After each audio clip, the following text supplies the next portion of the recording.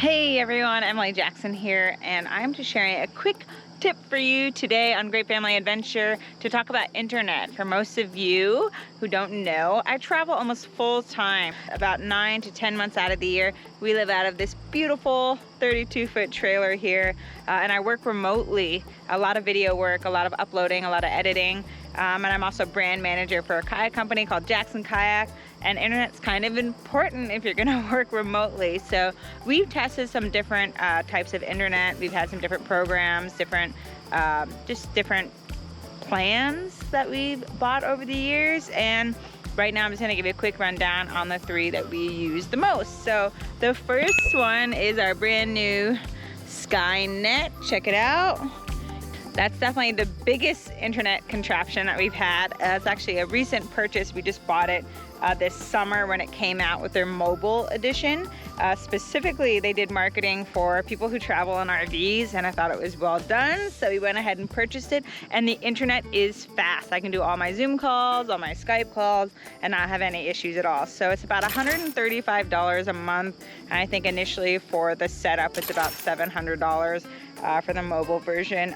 Very worth it. I'm definitely finding the internet works everywhere, and it also works in Canada. So I'm not limited to only being in the US. The other internet program that we've used over the years is Verizon's MiFi. It's this little contraption right here. I still really like the MiFi, and I still have it, even though we have the Skynet here. And the reason being is it's just battery operated. I plug it in, it doesn't require any power. The Skynet, I have to be plugged in, and it pulls from our solar. So if I have to work all day long, we're not plugged in. The Skynet can be pretty good, but it can drain the battery. So we tend to have this MiFi here because I can charge it. It keeps its charge pretty well, and you can connect multiple devices to it. I think it's only about $35 maybe a month once you've purchased the pack itself. So as far as the monthly costs associated to it, it's not too bad. And this little thing right here just works really well for throwing in your backpack. So if I'm going off and doing something, then sometimes I throw it in the backpack just to have it on me. But otherwise, the nice thing about Verizon in general is we have our Verizon phones, and I use the hotspot quite often. So between those three things, we're set on internet most of the time. Another cool feature that we actually have for internet is our truck. We have a GMC truck, and it's a hotspot as well. I never really realized how much we would be using that one, but when we're driving, there are many cases where the cell service isn't good, so the phone and the MiFi don't work as well, but the hotspot on the truck actually works great. So long drives aren't a problem for work because that hotspot keeps me working while Nick's driving, or vice versa.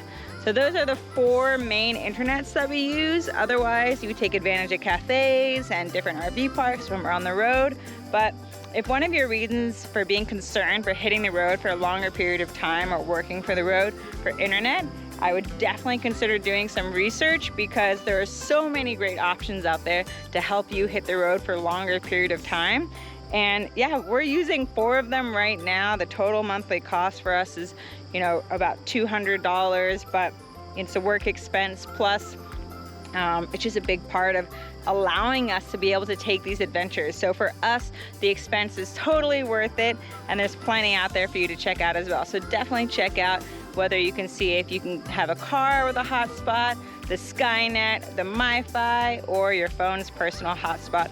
All of them are available, and a great way to just turn your adventures, long-term adventures and working from the road, a dream into a reality.